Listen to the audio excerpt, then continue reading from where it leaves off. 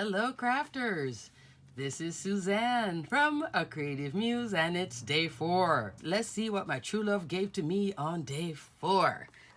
You know I'm loving this, right? So we did 1, 2, 3. Here is day 4. So on the 4th day of Christmas, my true love gave to me. Let's see. A die set. Love with a shadow too. Hold on. It looks like it says happy birthday. Oh, just opening this up is like a present in and of itself. Happy birthday. Great sizing. All right, let me move this out the way so we can take a better look at this one. Zoom the camera down so you can take a look at this one. Oh, cute. Happy birthday. And it comes with the shadow. Great sizing too. Let's look at that birthday. 2 3/4 of an inch by, let's say 1 1/4, roughly. Love, love, love. You're going to see an example with this. Alrighty, let's get started. So using this fabulous happy birthday die, love, love, love, love. Love the sizing, love the script. I came up with this example. And here I was playing with a technique that's new to me. Crafters do it on videos and stuff where you're using acetate as the card front. There is happy birthday in a smoke, gray, charcoal shadow with silver glitter cardstock. Ooh. Then I got my silver gems, the crystal and the solid throughout. That embossing folder, I tell you, this floral reflections. Oh, flower frenzy embossing folder. Look at the fun that backdrop made. This is an oversized 3D embossing folder. So you would use this with the universal plate system, 5.5 inch wide, 8.5 inch tall. Look at what I did different this time. So normally I always, run the embossing folder pretty in the background. And something said to me this time when I looked at all that floral detail, I was like, how can I make it pop without making it take center stage from the happy birthday and the florals in the front? Took some white pigment ink and a sponge dauber, and you have to dab it off and you gently rub it on. If it looks too powdery, take a microfiber cloth and then buff off the excess while the ink is still wet. And that's what I did here. So it actually highlights the detail, but at the same time, it mutes it down. Ooh, I'm exploring this again. This acetate thing, though, as a cover, I might not explore again. I'll tell you why in a second. Then now, the florals. We are back into Bebo Blooms. I tell you, she is the gift that keeps on giving. I know you guys have been seeing me do a whole lot of holiday blooms because I've been doing a lot of Christmas cards a holiday. But with this happy birthday, I was like, oh, wasn't I making a whole series of happy birthday cards? Love the sizing on this. This is just an out the gate winner right there because I like to have them big and small. This is that nice happy medium in terms of sizing and that script. It reminds me of Yana's die set. It's a little bit bigger. Okay, I'll put a link for it below. I can't remember the name of it. And I'll put it here on the screen. But that one, that die cuts it out like a dream. This one cuts around it, but still gorgeous, gorgeous, gorgeous. But look at the florals, Bebo Blooms in this purple, pinky, navy colorway with this fabulous green cardstock. And then the gems. And I layered up some flowers, just having tons of fun. Now here is why I said I probably won't do this cover again. This is an A2 card, right? So we have navy in the back, navy in the front, and then this awesome edging here. Right here, though. Oh, how can I forget?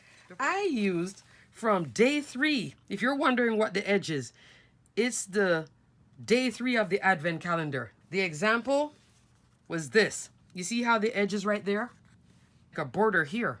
I'm playing, mixing and matching my Advent days.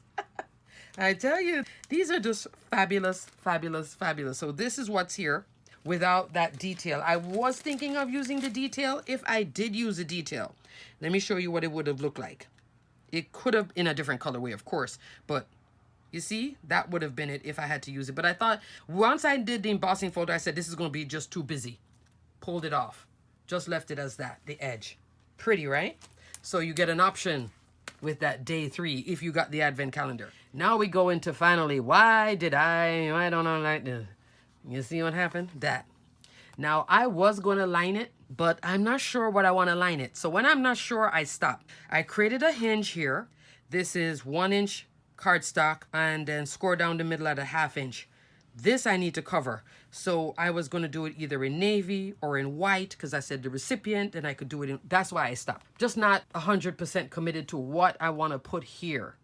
Because then once I do the navy here with the sentiment, it's easier to do the writing and everything with white. Okay? That's why I said maybe I wouldn't, I'm not sure if I would do this one again. Or I would do it differently. Maybe do the acetate in the middle. I think I can control that better. I'm not sure. But I've seen videos on it and I gave it a try. The old college try. You can tell I was trying different things. I did this, then I took out the white pigment ink, I did the acetate, and then I went back into Bebo Blooms. I was doing all sorts of different things to come up with this beauty, all inspired by Happy Birthday. Yeah. So day 4 certainly sparked my creativity, and I hope if you have this little die set, it sparks yours. This Floral Frenzy, love. Looking at her, can you see birthday, Mother's Day, spring? It just goes on. And I'm pretty sure she'll be pretty in those darker jewel tone cardstock. So expect to see Floral Frenzy, the embossing folder, again, and maybe again after that, with all these florals too. Really offers a nice backdrop. Everything will be listed below. Oh, I have to list this acetate. This is not regular acetate. Now let's have a sidebar about this acetate.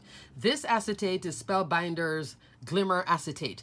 It's acetate that you can glimmer on. Reason why you have to use this type of acetate. See the thickness? It's the thickness. But it's not too thick that you can't score it. Okay? You could use packaging and all that, but at least this is not the type that's going to really cut somebody if they play with it. The edge is sharp, but it's not crazy sharp. The more stiffer it is the sharper it's going to get on that edge. Okay? But this Glimmer Acetate is fabulous. I had glimmered on it. It didn't come out that great for a sentiment, so then I just cut that part out and used it here on the card. Recycle. But it's a great set to have too, so I will put a link for the acetate. I had to get it to show you. This is the acetate. Glimmer Specialty Clear Film Sheets. 10 sheets, 8.5 by 11, and then it shows you the thickness. This is fabulous. It's good to have at least one set. Don't use this just for your regular shakers. You're wasting it then. But if you're going to glimmer on it, fabulous. And if you're using it for a panel, fabulous. What I love about it, each sheet has a protective layer. So you see how I cut it and then I still have this next set to go.